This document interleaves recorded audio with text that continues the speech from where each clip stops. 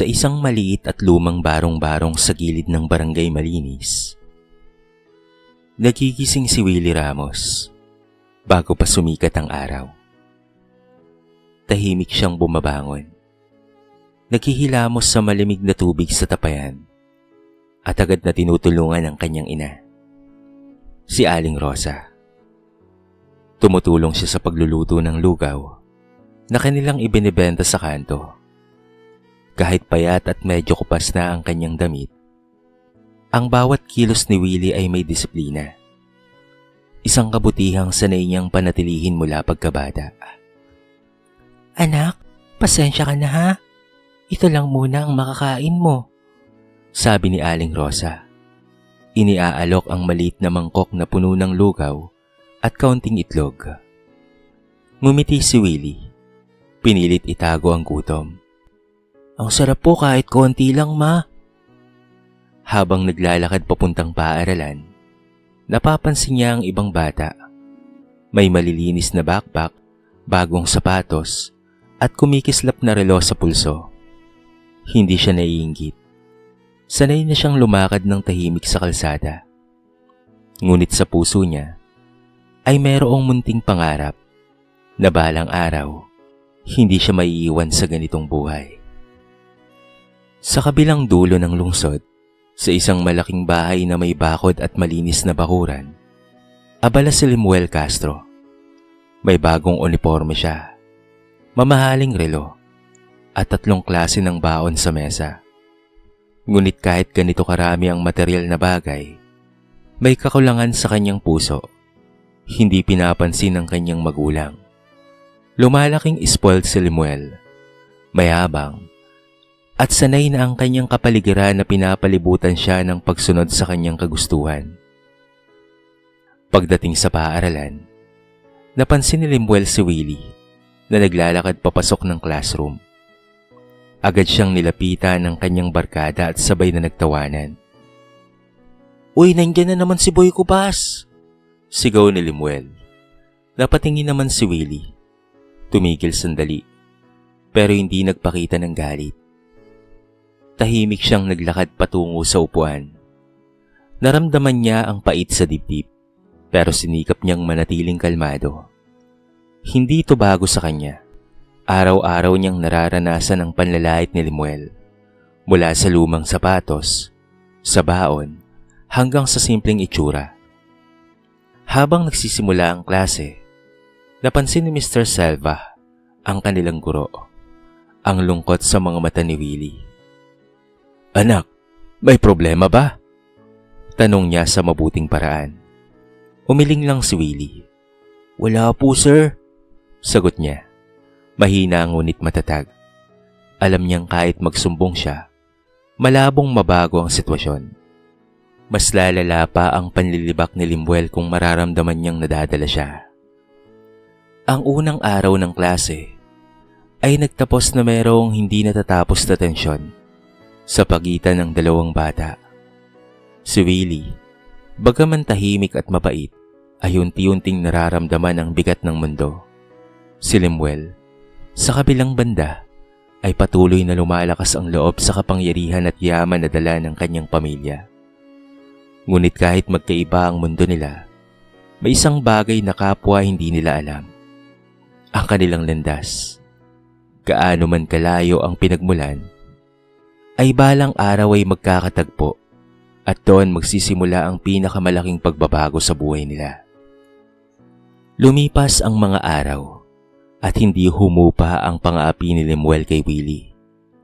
Tuwing recess, hindi nawawala ang panlalait at pangungutya.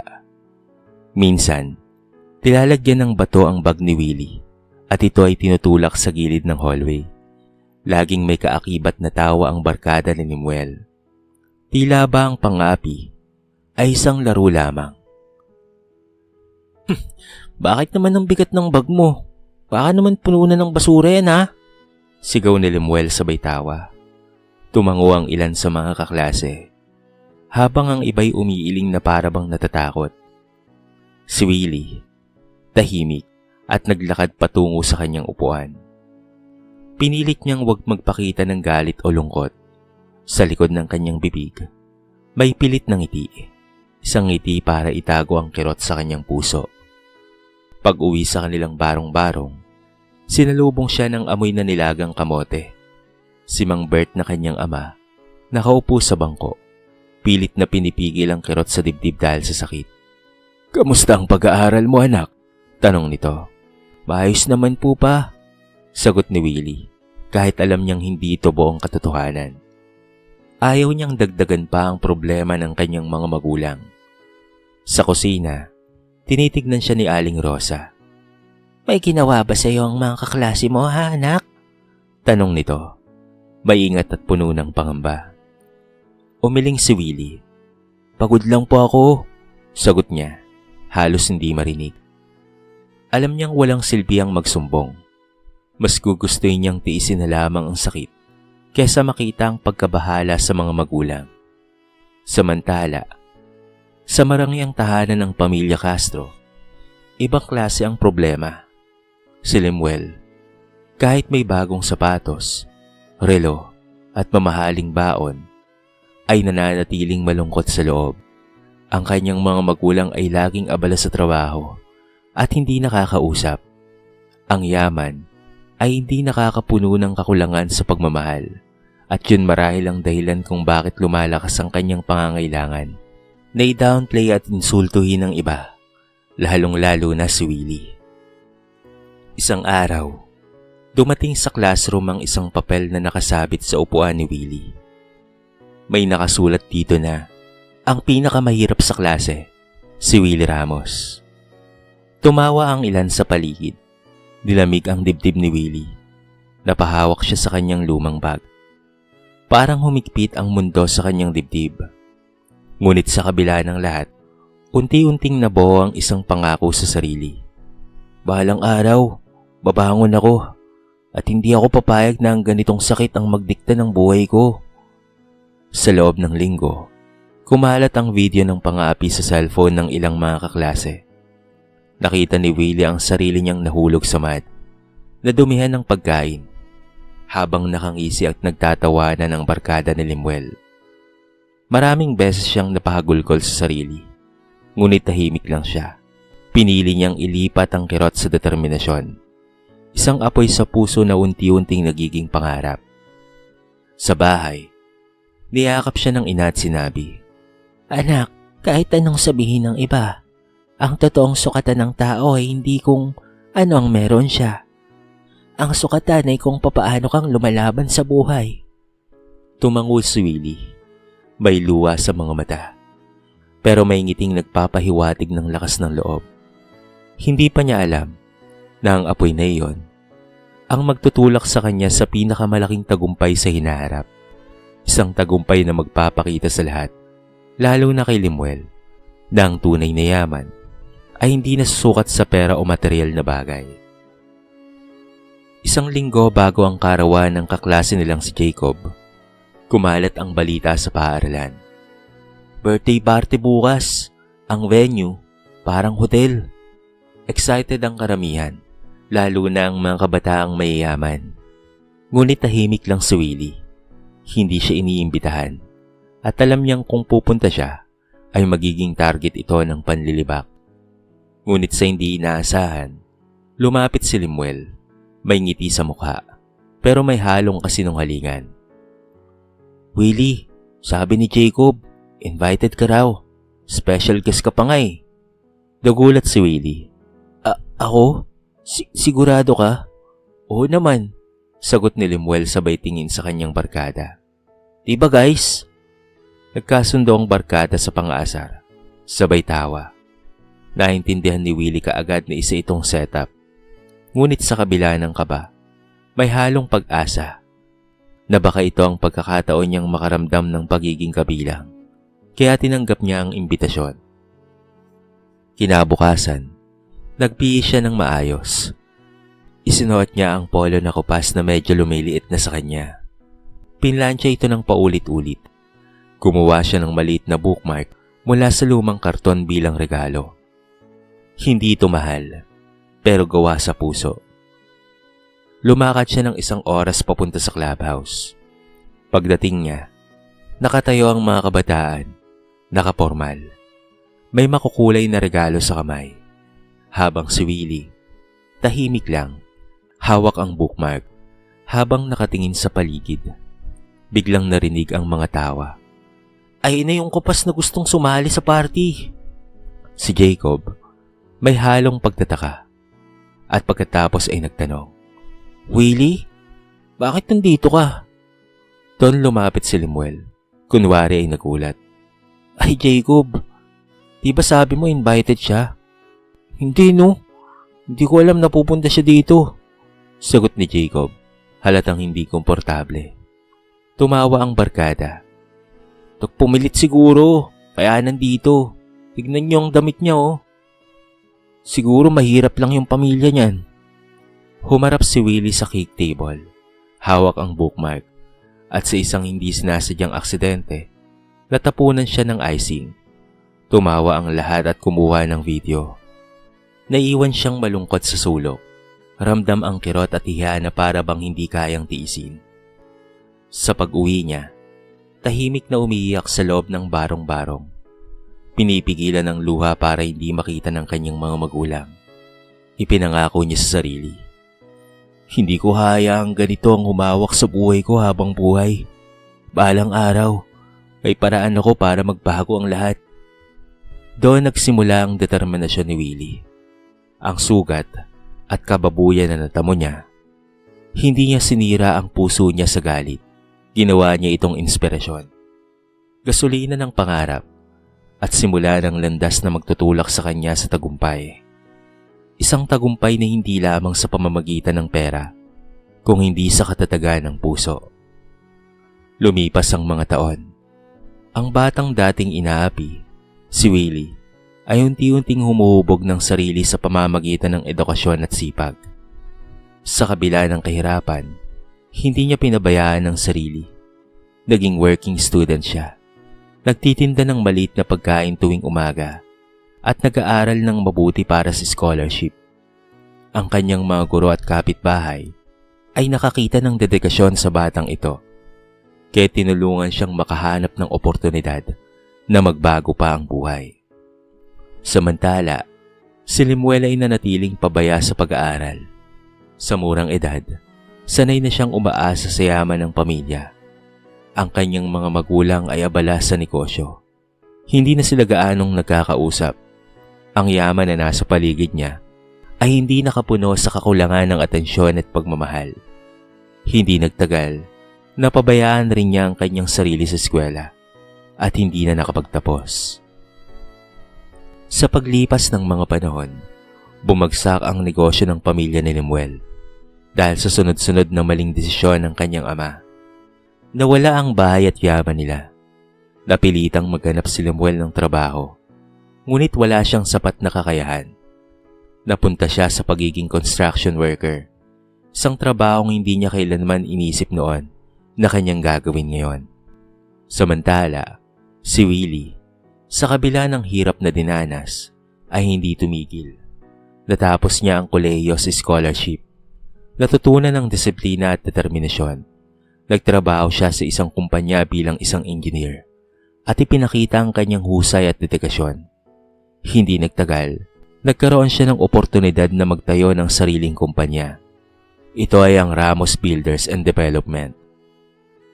Unti-unti itong lumalago at nakilala sa industriya bilang tapat at maaasahang entrepreneur. Habang lumalaki ang kumpanya ni Willie, unti-unti niyang natututunan ang kahalagahan ng malasakit sa kapwa.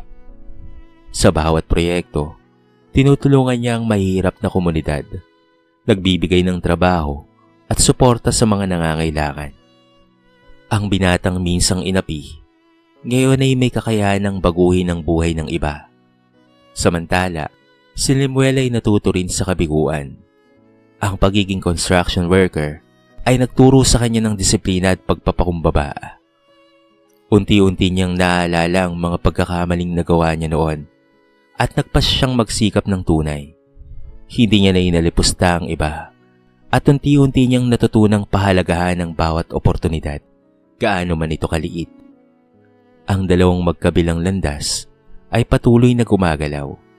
Hindi nila alam na balang araw ay magtatagpo rin ang kanilang mga buhay sa parehong lugar, sa parehong industriya. Ngunit sa pagkakataong iyon, ibang tao na ang makikita. Si Willie, isang matagumpay na CEO, at si Lemuel, isang hard worker na natutunan ng kahalagahan ng pagpapakumbaba. Si Lemuel ay abala sa trabaho sa ilalim ng araw.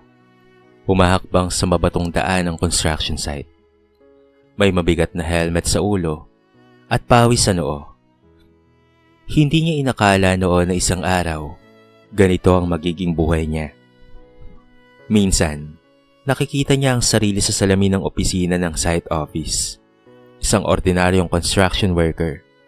Walang mamahaling relo o bagong sapatos at wala ring karangalan na dala ng yaman.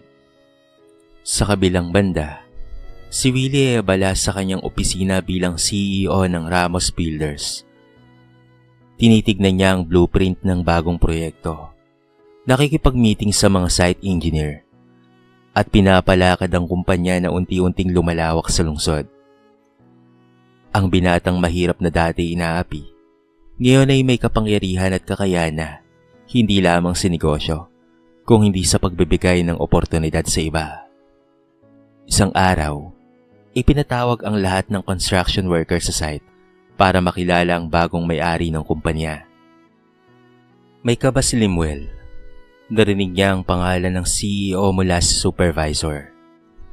At hindi niya inaasahan na si Willie Ramos pala ito. Tumigil sa pagdadala ng materyales si Lemuel nang makita si Willie na lumalakad papalabas ng kotse. Nakaayos, may kumpiyansa at may mahinaong ngiti. Bago pa man siya makagalaw, bumalik sa alaala niya ang lahat ng ginawa niya noon. Ang panlalait, pagtawa sa kahirapan ni Willie, at ang pagpapahiya sa birthday party. Ang mukha ni Willie noon ay muling sumulpot sa isip niya. Ngunit ngayon ay may ibang aura. Kalmado, propesyonal, at merong dignidad. Habang nakatingin si Lemuel, napansin niyang hindi galit si Willie. Wala siyang anyo ng pagiganti. Wala ring pang-aalipusta. Si Willie ay tanging nakatingin sa kanya. May halong lungkot sa alaala, ngunit puno ng tapang at respeto. Pagkatapos ng briefing, hiniling ni Willie na makausap si Lemuel ng sarilihan. Tahimik na humarap ang dating mayabang na binatilyo sa dating inaapi. Lemuel, gusto kong malaman mo, simula ni Willie, na hindi mo na kailangang humingi ng tawad para mapatawad kita. Matagal ko nang binitawan ng nakaraan. Huminga ng malalim si Lemuel. Ang mga labi niya ay nanginginig. Willie, patawad sa lahat ng ginawa ko sa iyo noon. Sa lahat ng panlilibak at pangungutya. Ngumiti si Willie. May banayad na diin sa tinig. Ang mahalaga, natutunan mo na ang kahalagahan ng pagpapakumbaba. At mahalaga rin sa akin na makita kang nagsisikap at nagbago. Yun ang tunay na tagumpay. Napaluha si Lemuel. Sa unang pagkakataon, naramdaman niyang may tunay na pag-asa sa kanyang buhay. Hindi dahil sa pera, kung hindi dahil sa pagkakataong binigyan siya ng isa pang pagkakataon. Habang bumabalik siya sa trabaho, dala niya ang bagong pag-asa. Hindi na siya ang batang mayabang na inaapi noon.